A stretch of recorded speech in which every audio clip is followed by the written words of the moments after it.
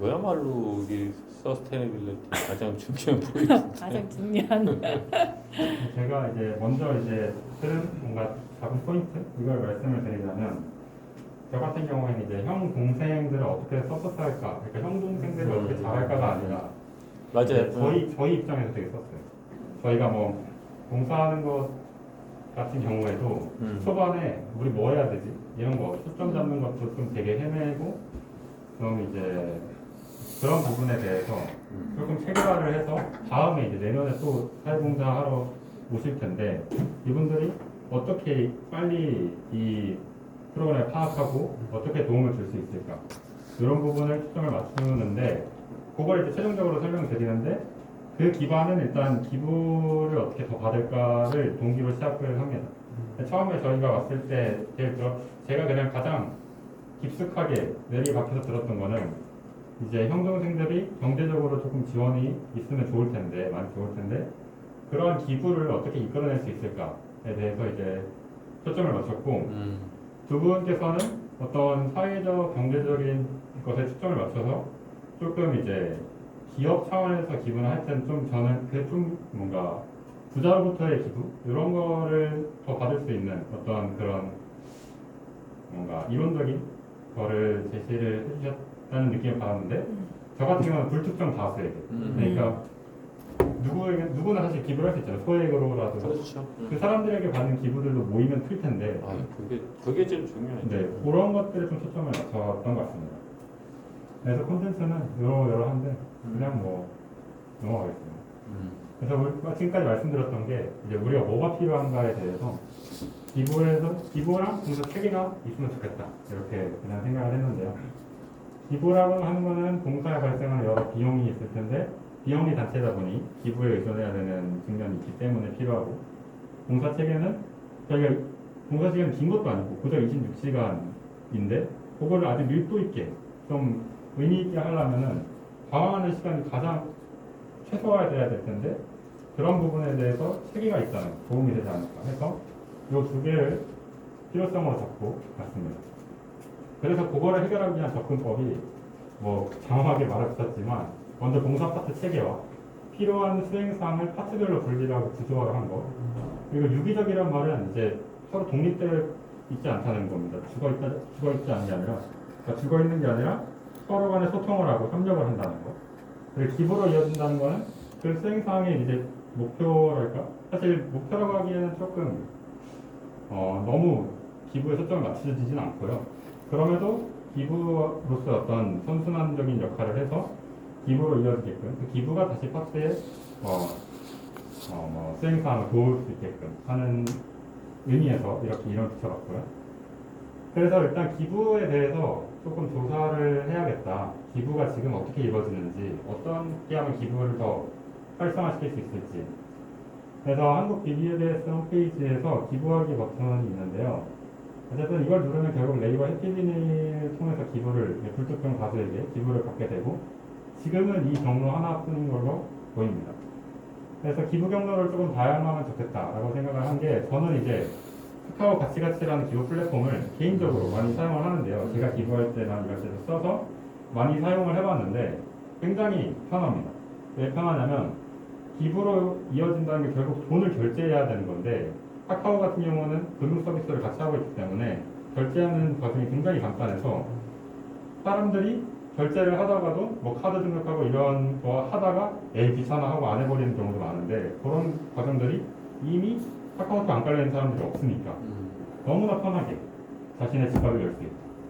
그리고 UI UX가 직관적이라는 말은 사용자가 이 화면을 보는 디자인이나 어떤 내가 뭘 눌렀을 때 이게 직관적으로 이게 무슨 기능을 한다 이런 것들을 눈에 확 들어오게 느낄 수 있는 부분인데 사실 이런 게 불편해서 웹 서비스나 이런 것들이 망하기도 하는데 그런 면에서는 절대 이런 게 불편해가지고 나가거나 그러진 않는다. 그리고 사용자 접근성이 용이하다는 건 아까 말씀드렸다시피 이게 무슨 어플이나 이런 걸 새로 까는 게 아니라 웹 서비스이기 때문에 카카오톡에서 카카오 가치라는 플러스 친구가 있는데 이 플러스 친구 등록하는 거는 너무나 간편하기 때문에 종종 이런 식으로 중간에 있는 페이지처럼 이제 카톡을 가끔 보내줍니다.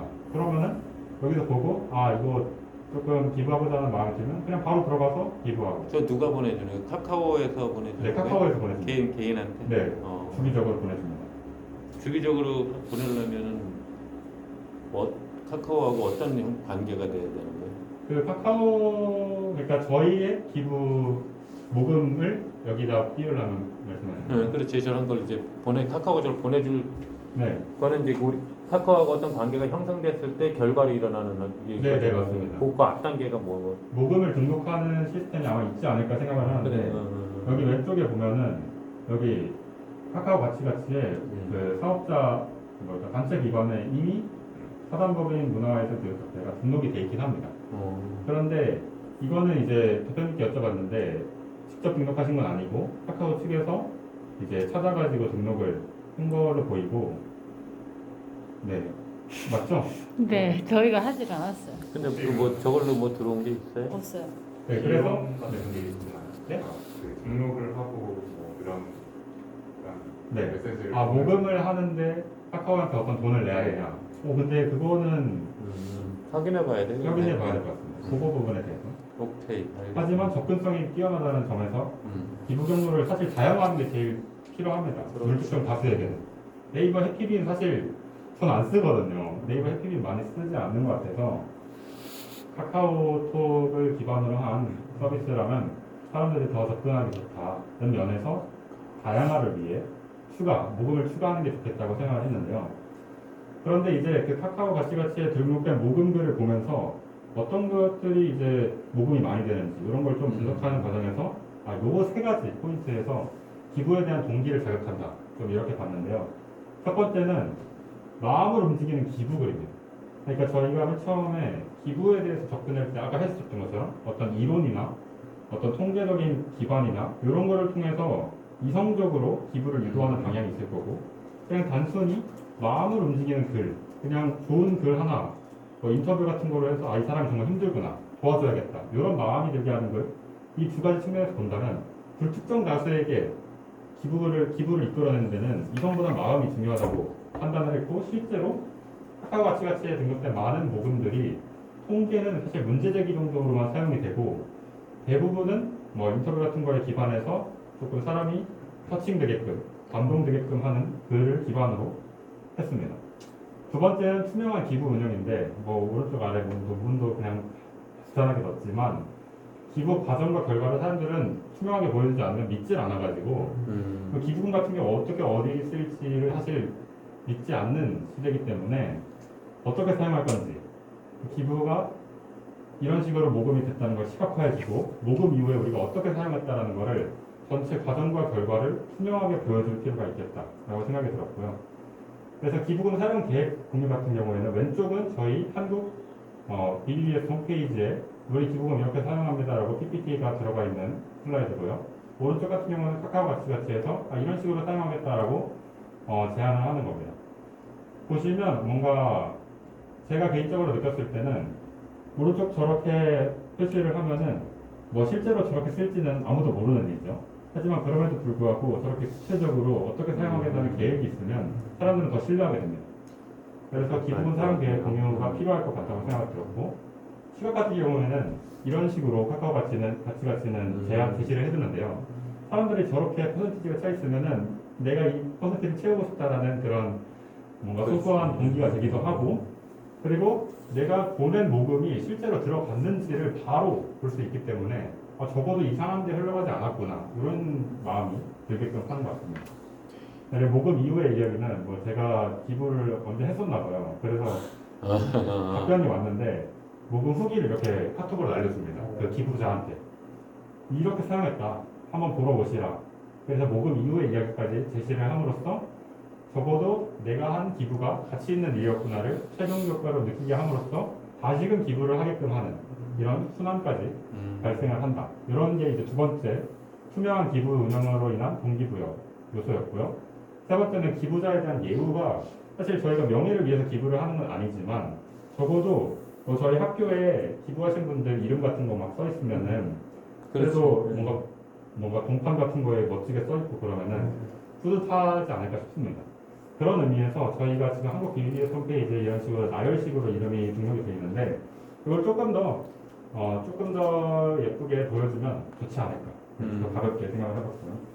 그래서 이런 거에 기반해서 카카오 가치가치의 모금들을 쭉 보면은 행사 단위 기부를 아까 그 운동회나 이런 거 행사를 말씀을 해주셨는데 어떤 단체 자체의 비전을 공감해서 기부를 한다기보다는 그 단체가 어떤 행사를 진행한다. 근데 그 행사를 하는 과정에서 기부금이 필요하다. 그럼 그 행사에 대한 모금들을 올려서 모금을 받는 그런 행사 단위의 기부가 이루어지고 있는 것 같아서 저희도 행사를 중심으로 기부를 한다는 이전에 뭐 투명한 기부 운영을 위해서 예산을 짠다든지 뭐 기획을 한다든지 기부글을 작성하는 것이 좀 더 구체적이게 되기 때문에 많은 동기부 요소들을 충족시킬 수 있을 것 같다고 생각이 들었습니다. 뭐 기획, 예산안, 기부글 작성, 모금 진행, 피드백, 후기 기록하는 거. 그래서 그리고 또 제가 또 느꼈던 점은 기부를 기다리면서도 최대한 비용을 절감할 필요도 있겠다고 생각이 들었는데 제가 어느 통계를 보니까 문화예술 쪽 자체가 기부가 그렇게 많은 뭔가 통계치가 문화예술이 분야가 그렇게 기부가 많지 않습니다. 그래서 저희가 막 기부금을 막 무작정 기다리면서 예산을 높게 잡는 게 아니라 예산을 절감하고 비용을 줄일 필요도 있겠다 싶은 측면에서 생각을 했던 게 이제 또 행사인데 사실 행사 같은 경우는 대규모 인원이 함께하는 거기 때문에 소규모 인원이 개별적으로 돈을 사용하는 것보다 제가 생각했을 때는 지출이 더 적지 않을까 생각이 들었는데 그건 사실 좀 해봐야 아는 거라서 정확히 모르겠고 일단 제가 상상하기엔 그렇습니다. 개별보다는 단체가 비용을 조금이라도 절약할 수 있을 거라고 예상을 했고 형동식 영화관이라고 하면은 영화를 하나 구매를 하고 모두 같이 보게 하면은 영화를 하나 구매하는 비용과 애들이 먹을 수 있는 팝콘이나 이런 것들 생각을 하면은 개별적으로 영화관을 가서 영화를 보는 것보다는 쌀 거고 운동회 같은 것도 축구장 빌리고 축구공 빌리고 사람들은 그냥 몸만 와서 축구하고 그때 먹을 수 있는 음료수나 그리고 끝나고 나서 회식하는 거 이러면 개별적으로 돈을 쓰는 것보다는 훨씬 더 비용이 절감되지 않을까라는 측면에서 이런 측면에서도 행사 단위로 운영을 하는 것도 좋을 것 같다 이렇게 생각을 들었고요. 그럼에도 불구하고 너무 잦은 단체 모임은 바람직하지 않을 수 있기 때문에 형동생 간의 개인적 모임과 균형이 필요하다는 점은 짚어야 될 것 같습니다. 두 번째는 SNS 홍보인데 아까 기부 경로를 다양한 것과 마찬가지의 맥락인데요. 결국 형동생 만들기가 다각도로 많은 노출이 필요할 것 같다고 생각이 들었습니다. 그러니까 불특정 다수로부터 기부를 이끌어내기 위해선. 그래서 저희가 지금 인스타그램 같은 거를 운영하고 있지는 않지만 그런 SNS를 운영을 함으로써 기부와 모금을 이끌어낼 포스팅을 주기적으로 해줄 필요가 있겠다 생각이 들었고 저기 이제 뭐 링크 하나 달아놓은 거 보면은 이제 기부나 모금 같은 거를 SNS로 어떻게 활용할 수 있는지에 대한 뭐 기사글 같은 게 있더라고요. 그래서 제가 뭐 이 부분, 이 SNS 홍보 관점에서 쉽게 조사한 건 아니지만 필요하긴 할 것 같습니다.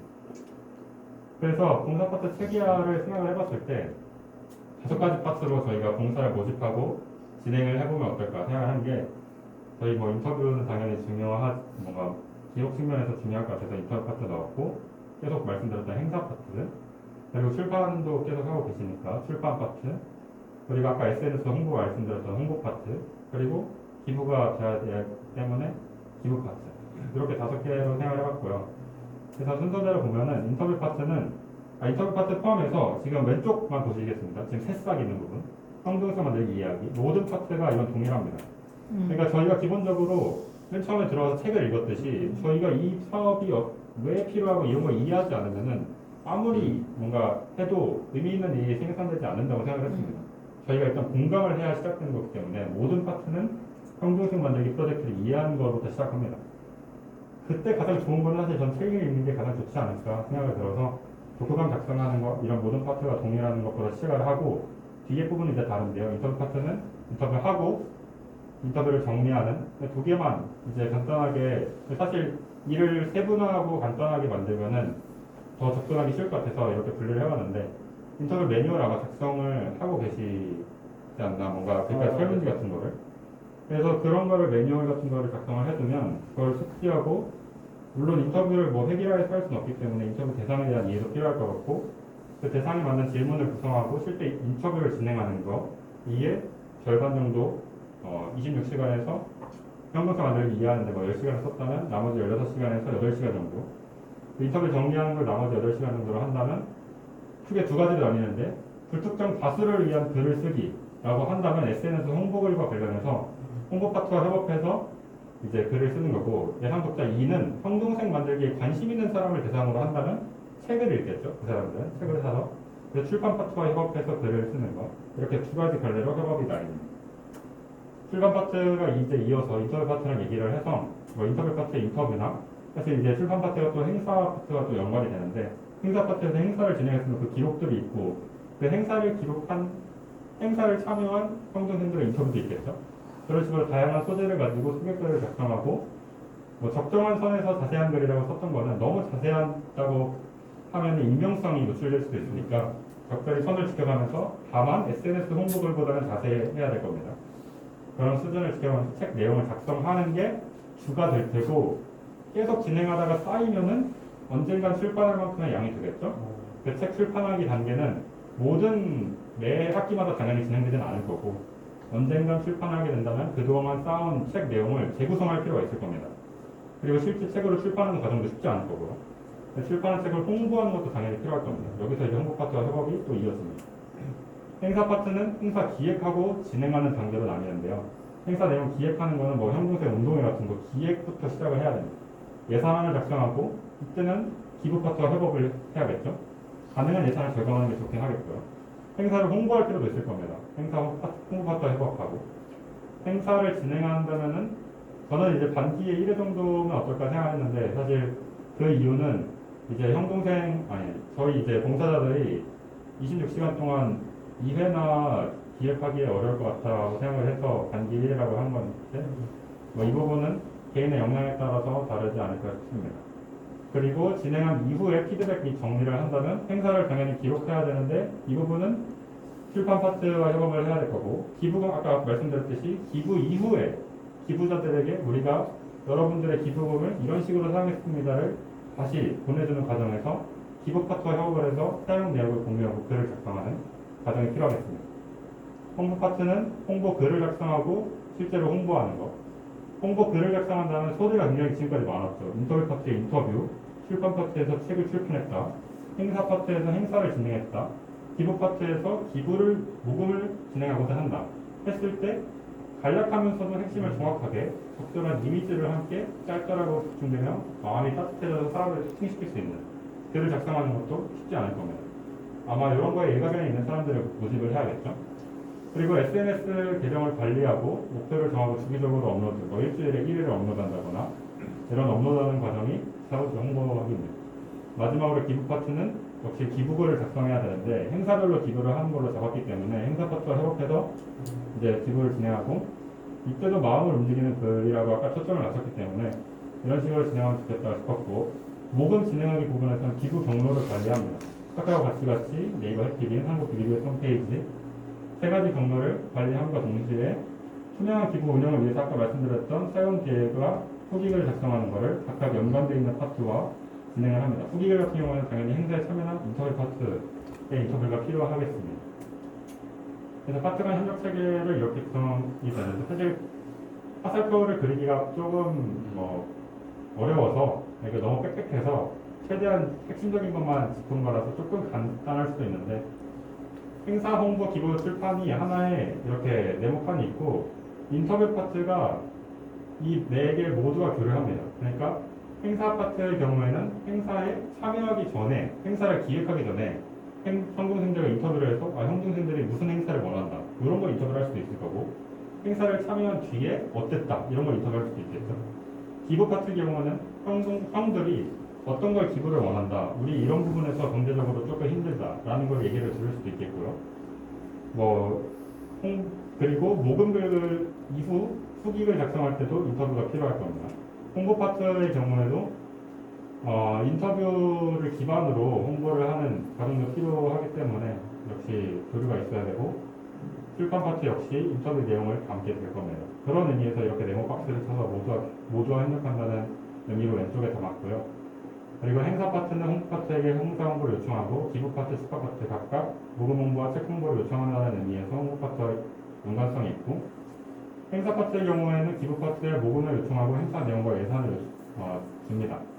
그리고 기부 파트가 출판 파트로는 기부자 예우 요청에 대해서 아까 언급이 잠깐 있었는데 이 부분을 출판하는 책에 성함을 담는다면 어떨까 그냥 그런 의미에서 이제 넣어본 거고 사실 이런 것들이 저희가 스스로 진행되는 것이 당연히 아니고 저희 이 자리처럼 임원진과 보고하고 발표하고 피드백을 받는 시간이 필요하기 때문에 오른쪽에 이렇게 따로 두었습니다. 그래서 근데 이 모든 게 사실 이거를 처음부터 시작하자마자 바로 모든 파트를 돌아가게 할 수 없기 때문에 순차적으로 파트를 하나씩 늘려가면서 궤도에 올리고 정착시키고 어느 정도 안정됐다고 싶으면 새로운 파트 추가하고 이런 것들이 필요하겠다 싶어서 이제 계획을 넣은 건데 인터뷰 파트가 저는 이번 학기에 이제 출판팀에서 인터뷰 질문지 템플릿을 구성을 해주신 게 아닌가 생각이 들어서 이렇게 썼고 그래서 2013년도 1학기 근데 여름과 겨울에도 봉사가 진행이 될 텐데 그 부분을 일단 제외하고 모두 통합해서 1학기라고 했습니다. 내년 1학기에는 인터뷰 파트와 홍보 파트부터 시작하자 생각을 한 게 홍보가 우선이 돼야 되는데 홍보를 위해서 인터뷰가 필요할 것 같아서 일단 행사를 기반으로 모금을 진행하기 전에 기반을 쌓아야 된다고 생각했습니다. 사람들에게 홍중생 프로젝트를 알려야 되는 게 먼저라고 생각이 들었기 때문에 인터뷰를 실제 진행하고 근데 지금 출판 파트가 없기 때문에 인터뷰 파트에서는 그걸 고려해서 기록을 남겨야 된다는 점을 염두에 둔다면 충분하지 않을까 생각이 들었고 홍보 파트는 바로 홍보 개정과 생성하고 관리해주고 성동생 만들기 프로젝트 자체에 초점을 맞춰서 사람들에게 인지도를 높여야 됩니다. 그래서 SNS 활용에 능한 분과 글 작성과 디자인이 조금 뛰어나신 분을 모집을 해서 홍보를 먼저 빨리 진행을 해야 되지 않을까 싶고요. 인터뷰와 홍보 파트가 이제 궤도에 올랐기 때문에 2학기에는 그 궤도의 논의를 이어서 진행하고 행사를 이제 도전하기 위해서 행사 기부 홍보 파트가 일부 이제 기동하기 시작합니다. 행사 파트의 경우는 기획을 하고 진행하고 그 과정에서 기부 파트와 협력을 해서 모금을 진행하고 홍보 파트는 행사 및 모금을 홍보합니다. 출판은 아직 주지 않았습니다. 그리고 내후년 1학기에 이제 출판까지 들어간다면 1년간의 기록이 있을 텐데 이런 것들을 정리를 해주고 체계별로 구성을 해주고 하는 과정까지 이제 내후년 1학기까지 모든 파트가 이제 궤도에 오르게 된다면 이후 저는 조금 1년 반이라는 과도기적인 단계가 거치긴 해야겠지만 내후년 하반기부터는 뭔가 유기적으로 돌아가지 않을까 생각을 해서 사실 이 모든 게 제 머릿속에서 그냥 아까 논문 이런 거 기반한 건 전혀 없고 책상에서 상상한 겁니다. 그래서 전혀 쓸모 없을 수도 있고 사실 잘 모르겠습니다만 그냥 제가 생각했을 때 괜찮다 싶은 거를 이제 정리했다는 점에서 이제 들어주시면 감사하겠습니다. 와.